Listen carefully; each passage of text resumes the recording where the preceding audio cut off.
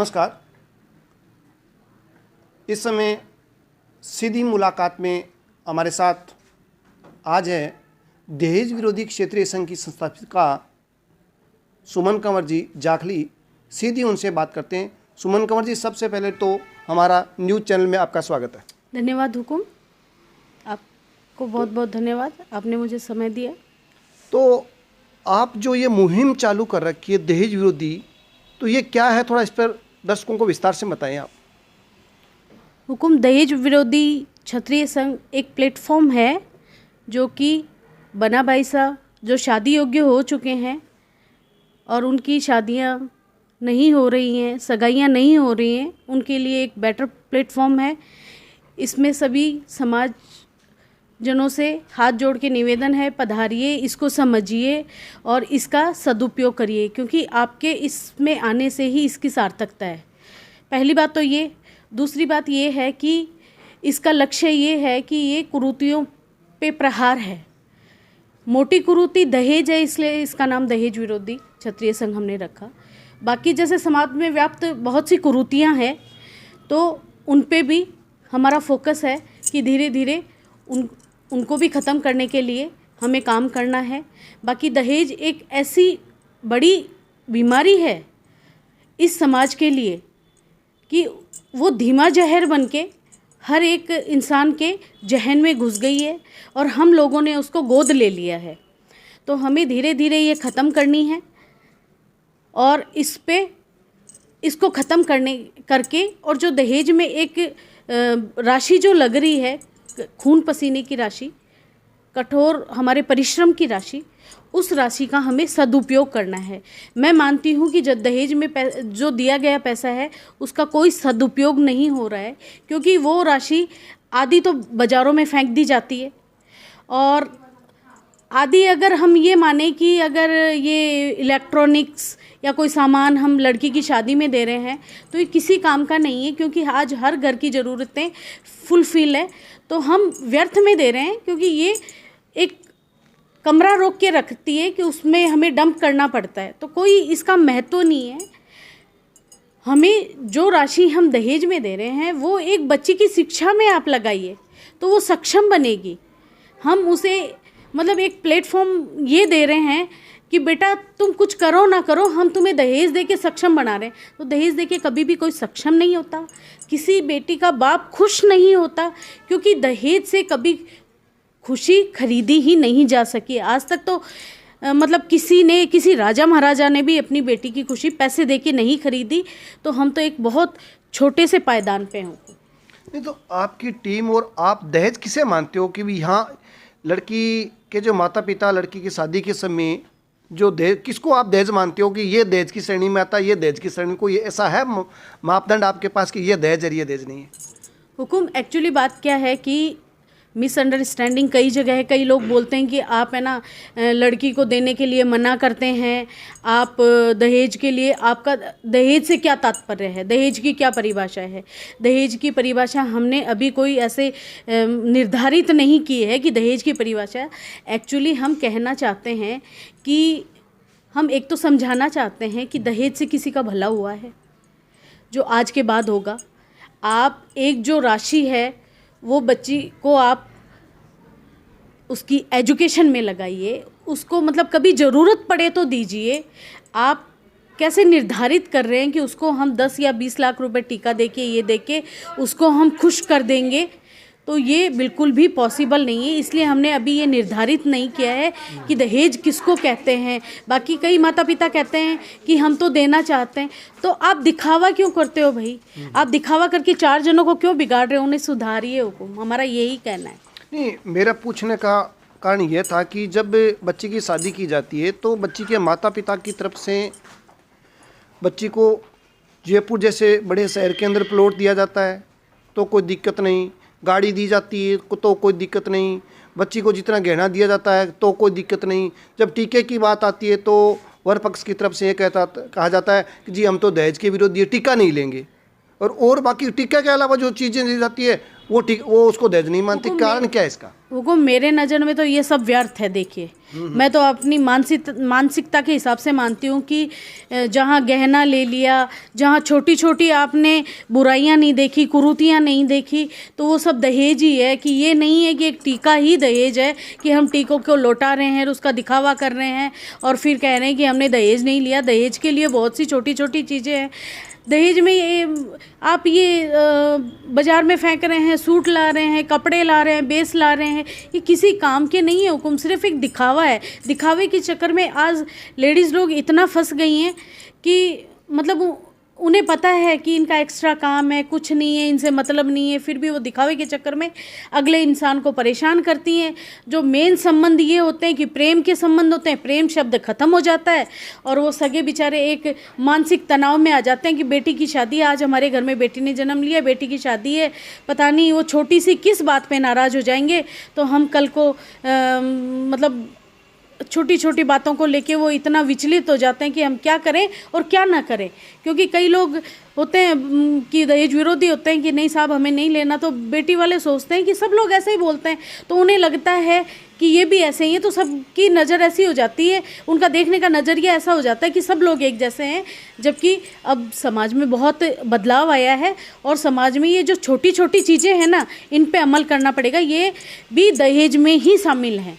नहीं तो ये देखा जाता है, जेंट्स ये कहते हैं जी हम तो दहेज के खिलाफ है, हम दहेज नहीं ले रहे, हमारी कोई डिमांड नहीं है। तो घर की महिलाएं नहीं मानती, या तो ये बोलते हैं घर की महिलाएं नहीं मानती, या कई बार ये कहते हैं कि जी हम तो दहेज नहीं लेना चाहते, हमारे बड़े भैया उनके लड़के की शादी हुई है तो उनकी शादी में जैसा किया वो देख लो उन्होंने कैसा किया, उसी अकॉर्डिंग कर दो आप, हम दहेज के खिलाफ हैं, ऐसा भी कहते हैं। कई बार देखा होगा आपने भी।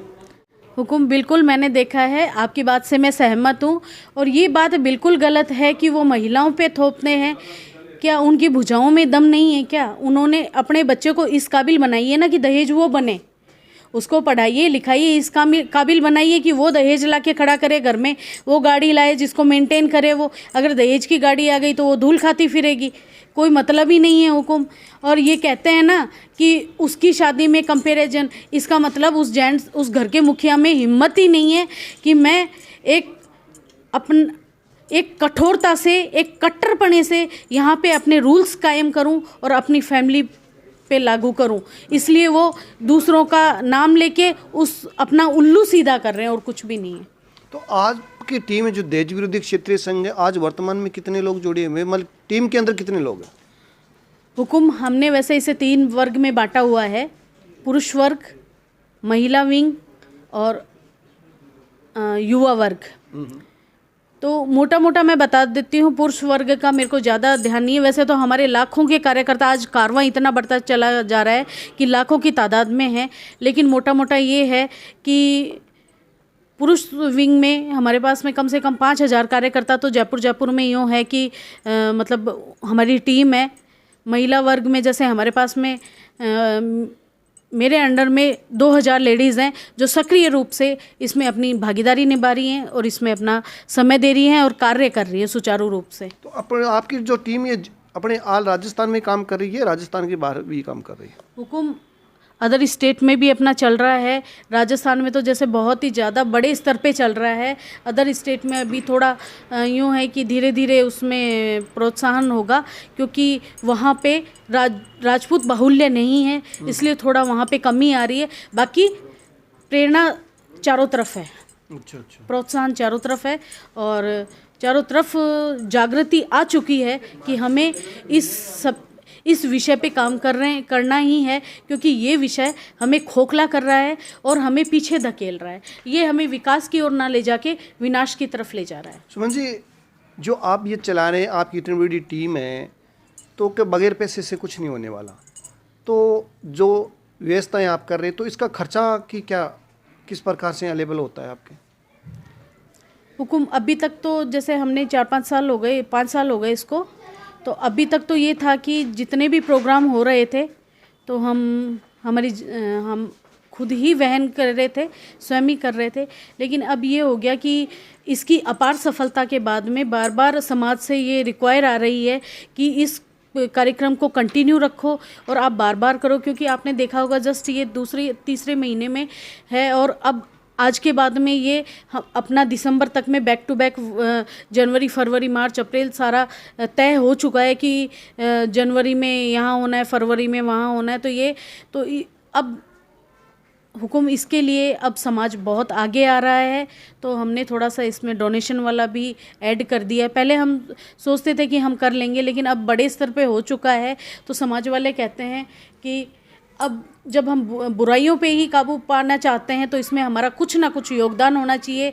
तो हमने कुछ इसमें डोनेशन का, अगर कोई करना चाहिए सहयोग तो कर सकते हैं। और हमारी टीम का ये कहना है, जैसे हमारे अध्यक्ष साहब, हमारी मिलकर बात हुई तो उन्होंने कहा कि हम लोग जैसे मोटा मोटा तो हम नहीं दे सकते, लेकिन ये है कि हम हर महीने जैसे 500 रुपये की टीम हम बना सकते हैं। तो उसमें क्या रहेगा कि जैसे हम कार्यक्रम करते हैं तो हम उसके लिए हमें सोचना नहीं पड़ेगा, हम फटाफट कार्यक्रम कर लेंगे। नहीं, तो आप एक महिला होने के नाते दहेज विरोधी क्षेत्रीय संघ की संस्थापिका है, तो को नारी शक्ति आपकी इस मुहिम से जुड़ना चाहें तो उन्हें क्या करना पड़ेगा? हुकुम एक तो ये है कि मैं कहती हूँ कि शुरुआत हमें हमसे करनी होगी। तो जो भी नारी शक्ति जुड़े, अपने मतलब से ना जुड़ के एक हृदय में दर्द लेके आए कि समाज में जो कुरीतियाँ फैल रही हैं उसे हमें जड़ से ख़त्म करना है। दूसरा ये कि जैसे मैंने कहा कि घर से ये करना है शुरू, तो जैसे हमें हमारे बच्चे का लेना नहीं है, बेटी का हमें दिखावा करना नहीं है। इस काम के लिए तो वो बाउंड रहे ही कि वो बाध्य है कि ये नहीं करने हैं, है ना। इसके लिए तो उसकी आत्मा बिल्कुल जागृत हो कि मुझे कथनी और करनी में कहीं अंतर नहीं करना। और दूसरा ये कि उसे हर समय तैयार रहना है कि मुझे इस काम के लिए हमेशा तैयार रहना है। चाहे मुझे सब्जी लेने भी जाना है, मुझे अपना घरेलू काम भी करना है, तो वहाँ पे मुझे 2 जनों को कोई शिक्षा देनी। चाहे वो मंदिर गए हैं तो मंदिर में परस्पर 4 लेडीज जहाँ इकट्ठी होती है, जैसे एक MLM में एक प्लेटफॉर्म है, वैसे 2 से 2 जुड़ते हैं, 2 से 4 होते हैं, 4 से 400 का कारवां होता है। वैसे ही मैं कहती हूँ कि एक लेडीज़ क्या नहीं कर सकती, मातृशक्ति इसमें इतनी बढ़ चढ़ के काम कर रही हैं कि वो है ना कर सकती हैं कि वो जहाँ पे भी जाएँ तो इसको फैलाएँ। अगर वो बड़े स्तर पे नहीं कर सकती तो छोटे स्तर पे भी वो अपना योगदान, अगर उनके कहीं भी आत्मा में ये दर्द है तो वो छोटे स्तर पे भी इसको कर सकती हैं। और इसमें आओ, और वेलकम है सबका, समाज से सभी आए और इसमें अपना योगदान दें। आपने हमें समय दिया, इसके लिए आपका बहुत बहुत धन्यवाद। धन्यवाद हुकुम। ये थे जी दहेज विरोधी क्षेत्रीय संघ की संस्थापिका सुमन कंवर जी जाखली। सुनी आपकी ने इनकी बातें कि दहेज की जो इन्होंने एक मुहिम, दहेज के खिलाफ इन्होंने एक मुहिम चालू रखी है और दिनों दिन इनका कारवां बढ़ता ही जा रहा है। इसी प्रकार देखते रहिए न्यूज़ 80 राजस्थान। कैमरा जर्नलिस्ट समरबल पुनिया के साथ जयपुर से बजरंग सिंह शेखावत।